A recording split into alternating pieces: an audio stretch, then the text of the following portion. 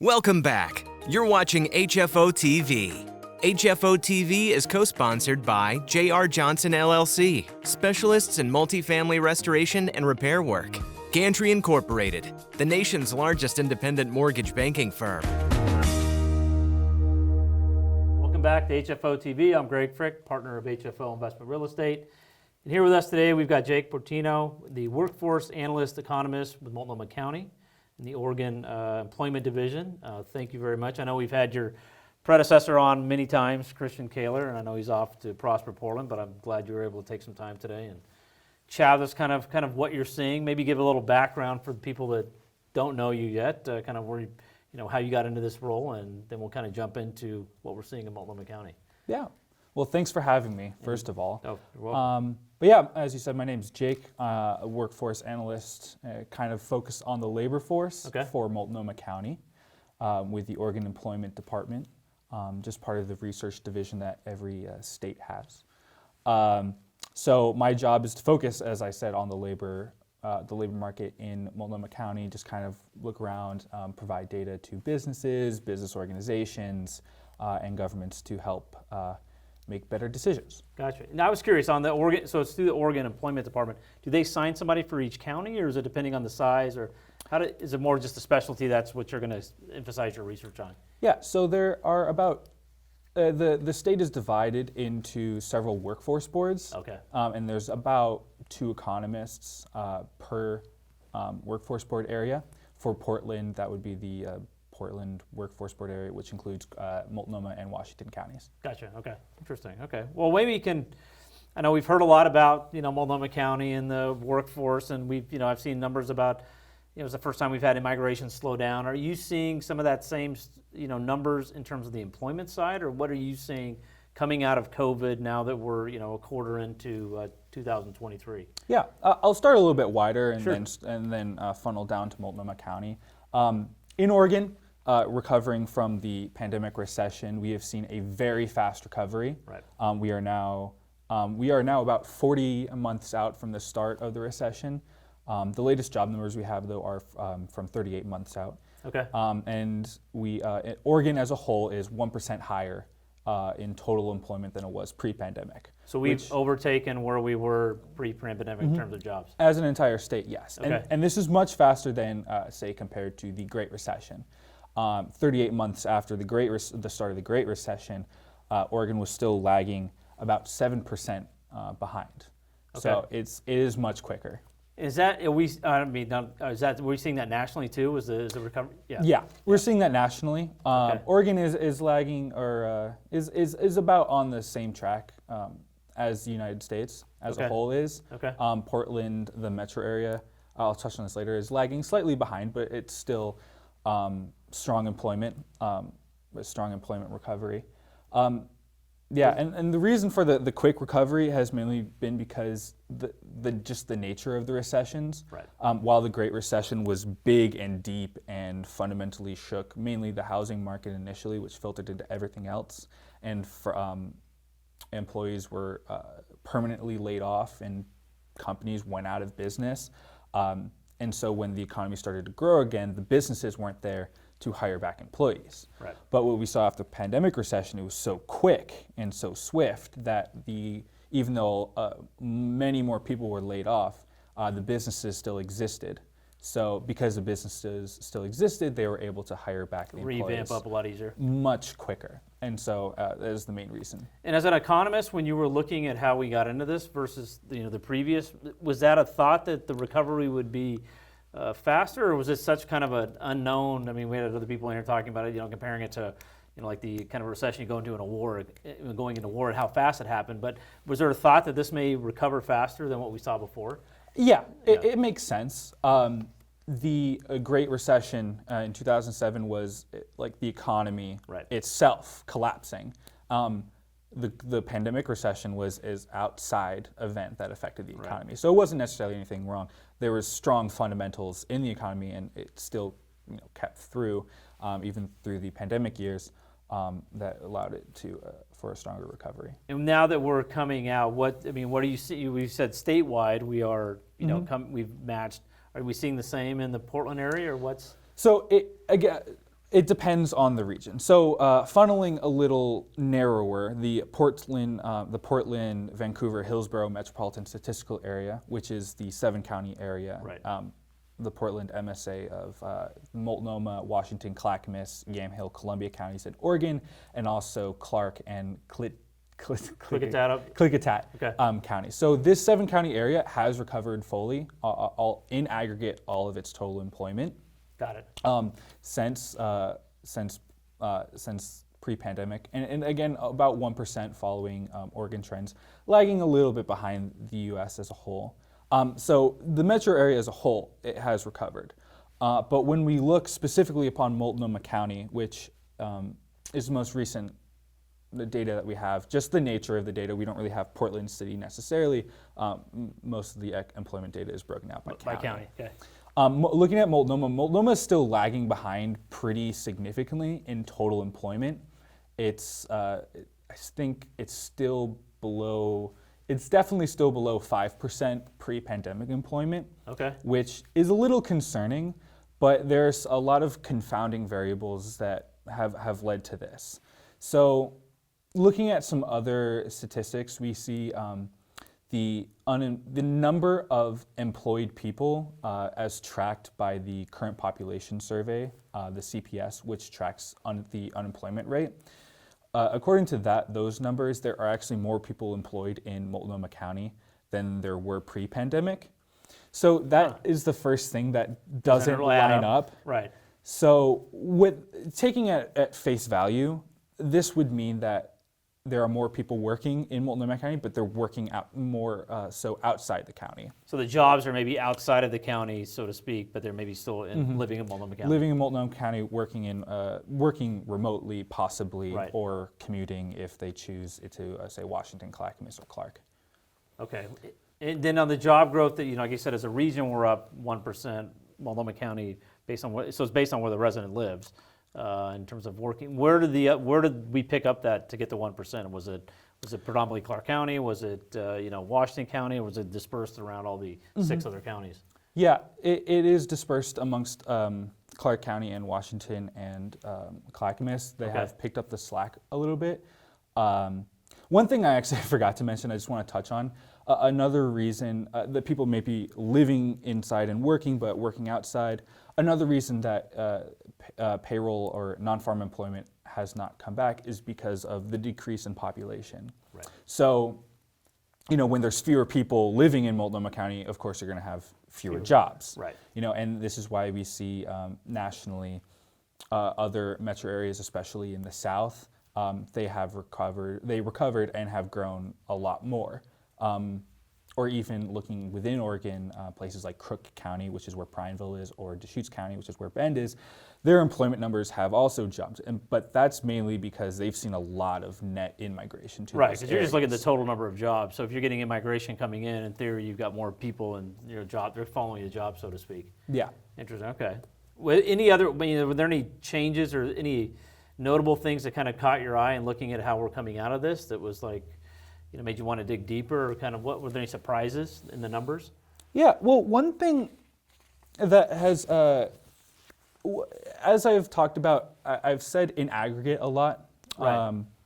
Now, in aggregate, that just means all of the jobs collectively. Different industries have fared differently, as you would expect. So industries like leisure and hospitality have still not recovered Fully from where they were pre-pandemic. Pre-pandemic, as you would imagine, because they were hit the hardest Right. by the pandemic, because it's one of those jobs that you can't really do remotely.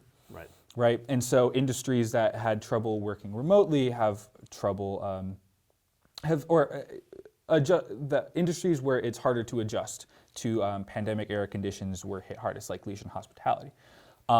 But you see industries like construction, which is a lot of it's outside, so you didn't really have to worry about the pandemic, restrictions.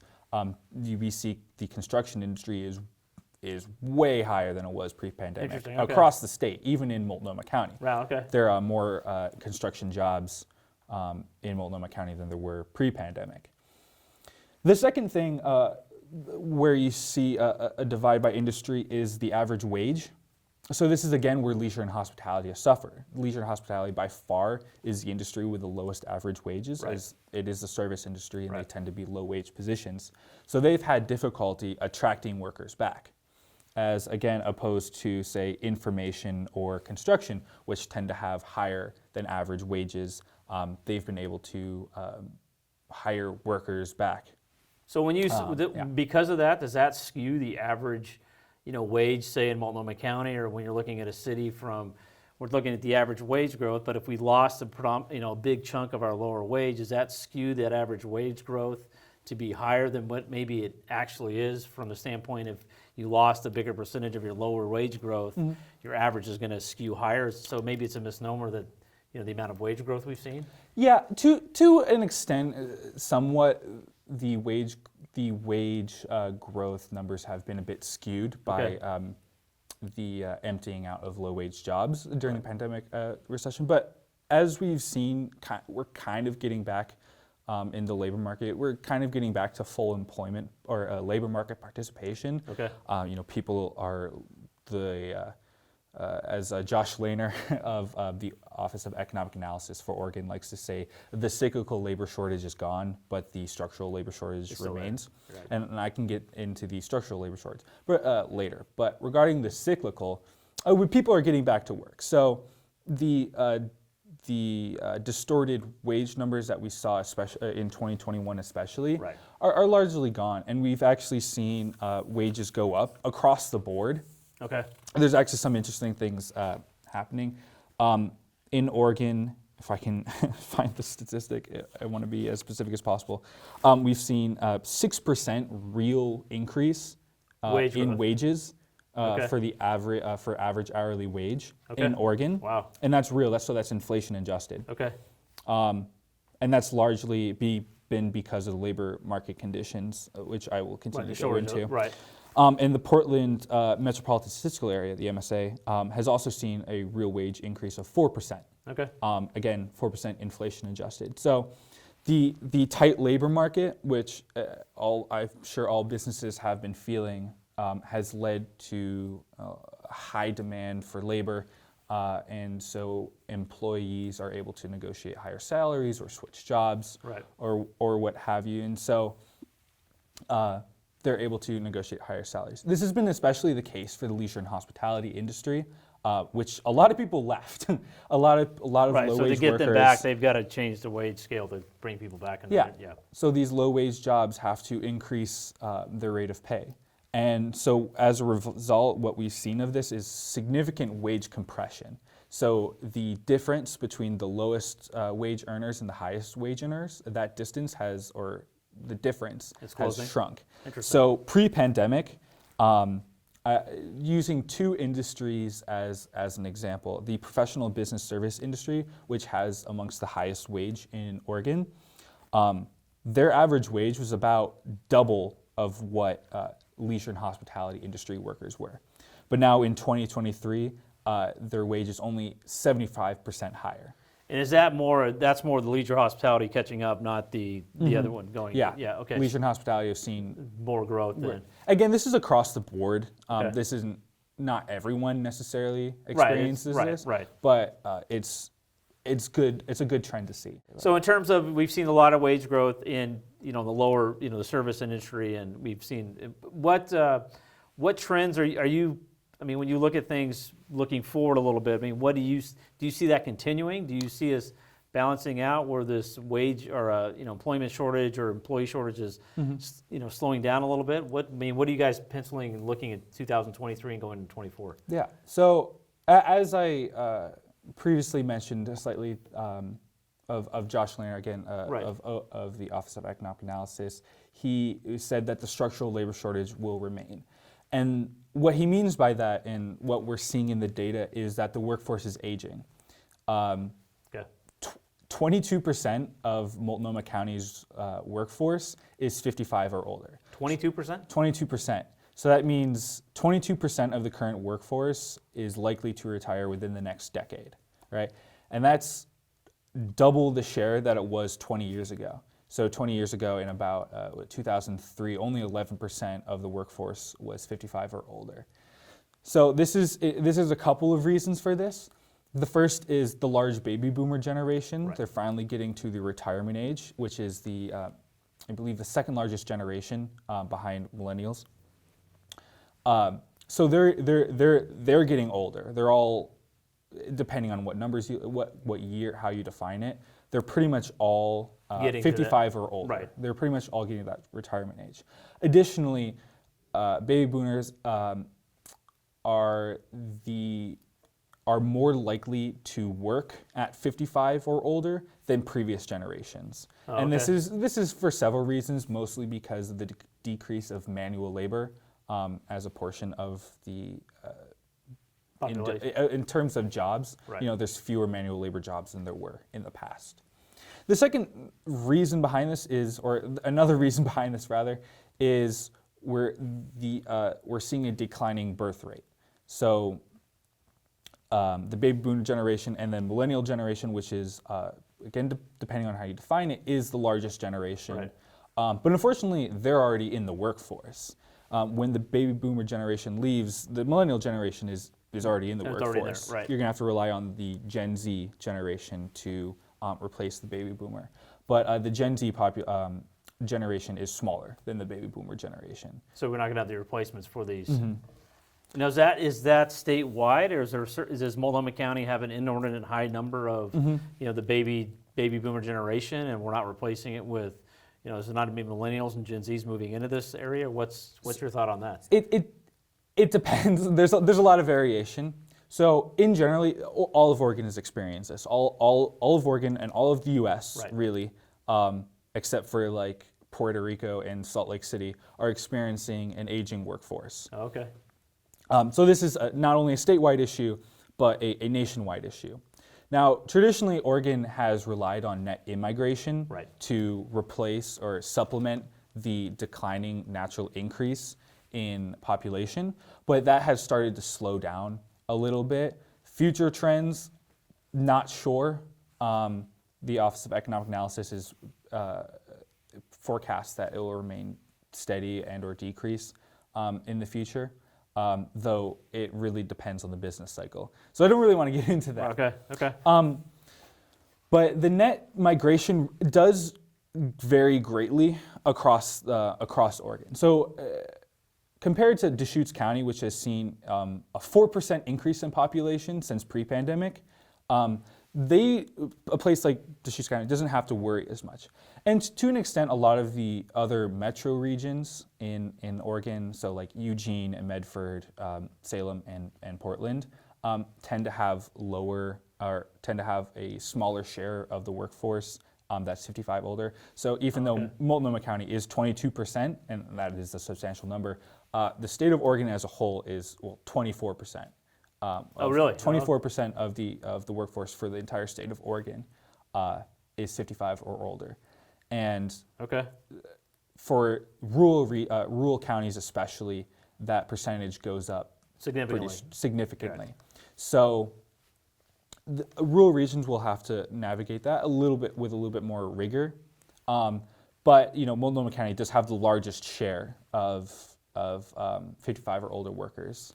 And a lot of that is concentrated in the healthcare and what was the other one? Healthcare